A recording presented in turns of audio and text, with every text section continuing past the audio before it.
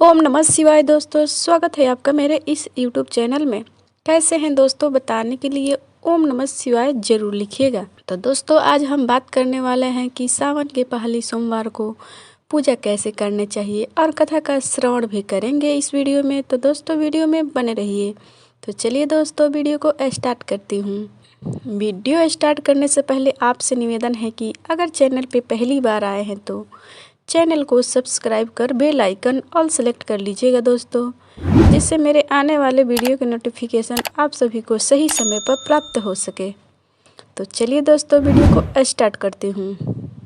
हर सप्ताह में सोमवार का दिन भगवान शिव को समर्पित है। इस दिन इनकी पूजा करने से मनचाहे परिणामों की प्राप्ति होती है। सोमवार के दिन व्रत रखने का भी विधान है।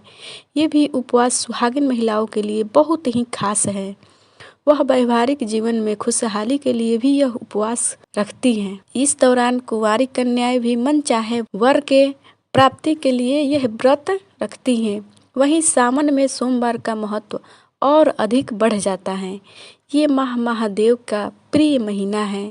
ऐसे में इस दौरान आने वाले सभी सोमवार को बेहद ही शुभ माना जाता है।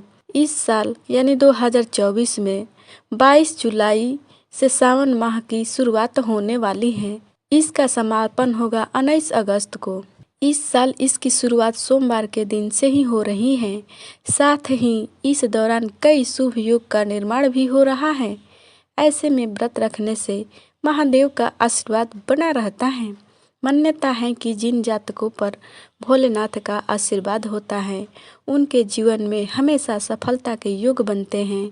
तो दोस्तों इस वीडियो में जानेंगे सरल तरीके से सावन सोमवार पूजा कैसे करें और फिर उसके बाद सोमवार व्रत की कथा का श्रवण भी करेंगे।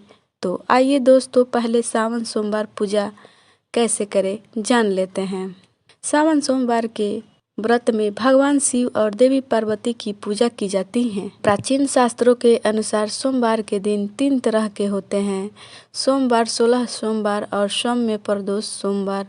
व्रत की विधि सभी व्रतों में समान होती है। इस व्रत को सावन माह में आरंभ करना शुभ माना जाता है।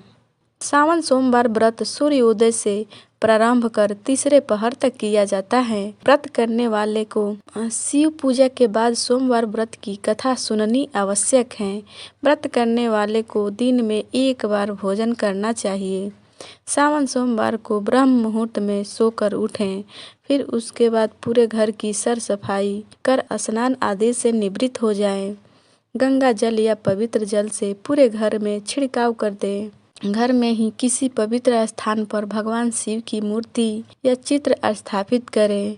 फिर पूरी पूजन तैयारी के बाद इन मंत्रों से संकल्प लें। सावन सोमवार के व्रत में भगवान शिव और देवी पार्वती की पूजा की जाती है। प्राचीन शास्त्रों के अनुसार सोमवार के व्रत 3 तरह के होते हैं। सोमवार, 16 सोमवार और सोम में प्रदोष। इस व्रत को सावन माह में आरंभ करना शुभ माना जाता है। नमः शिवाय से शिव जी का तथा ओम शिवाय नमः से पार्वती जी का पूजन करें।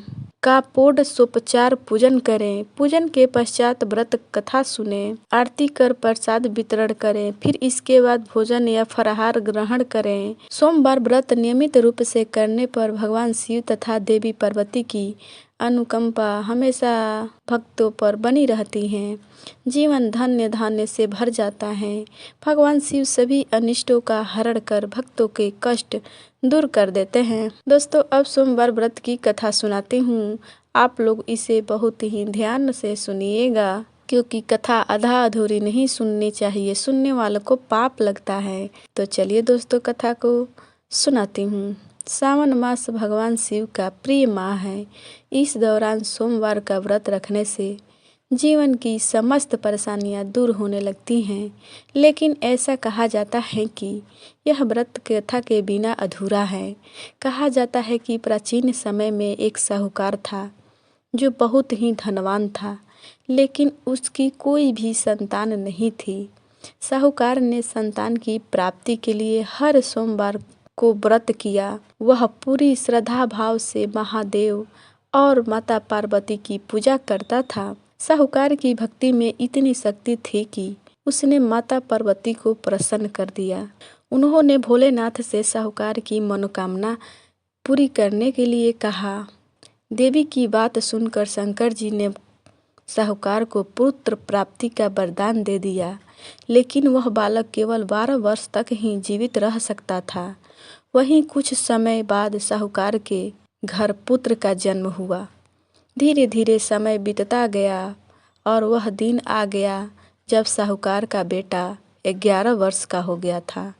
साहूकार ने अपने बेटे को शिक्षा ग्रहण करने के लिए उसके मामा के साथ काशी भेज दिया।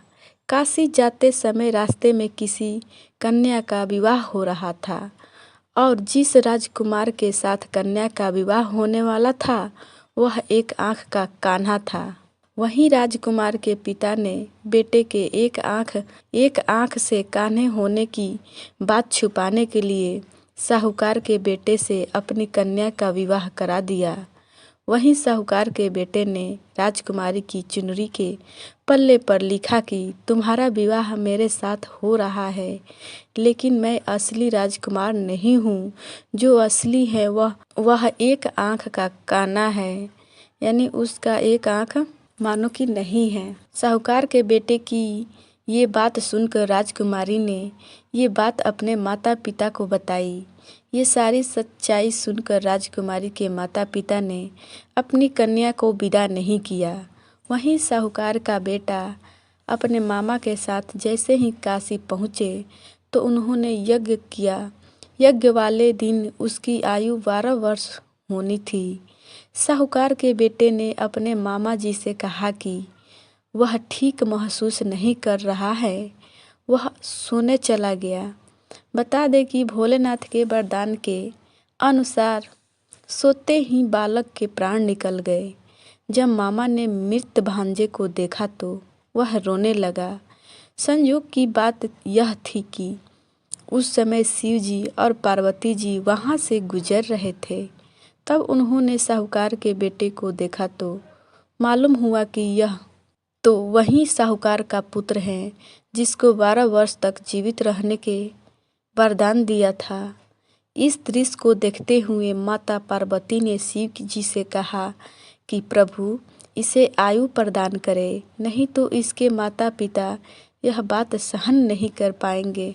माता की बात सुनते ही भगवान शिव ने साहूकार के बेटे को जीवन दान दे दिया। फिर जब वह काशी से शिक्षा समाप्त कर घर की ओर निकला तो रास्ते में वह उस नगर पहुँचे जहाँ उस लड़के का विवाह हुआ था। वहाँ पहुंचकर उन्होंने यज्ञ का आयोजन किया। इस दौरान राजकुमारी के पिता साहूकार के बेटे को पहचान गए। उन्होंने अपनी पुत्री को उसके साथ विदा कर दिया। फिर अंत में तीनों लोग खुशी से घर पहुंच गए। उसी दिन साहूकार के सपने में महादेव आए और कहा कि हे श्रेष्ठी, मैंने तेरे सोमवार के व्रत और सच्ची श्रद्धा से खुश होकर तेरे पुत्र को लंबी आयु प्रदान की है। तभी से लेकर ये मान्यता है कि जो भी भक्तजन सोमवार का व्रत करता है तो माता पार्वती उसकी सभी मनोकामना पूरी करती हैं। थैंक यू, धन्यवाद दोस्तों। अगर कहानी अच्छी लगी हो तो वीडियो को एक लाइक ज़रूर कीजिएगा और चैनल पे पहली बार आए हैं तो चैनल को सब्सक्राइब कर बेल आइकन ऑल सेलेक्ट कर लीजिएगा। थैंक यू, धन्यवाद।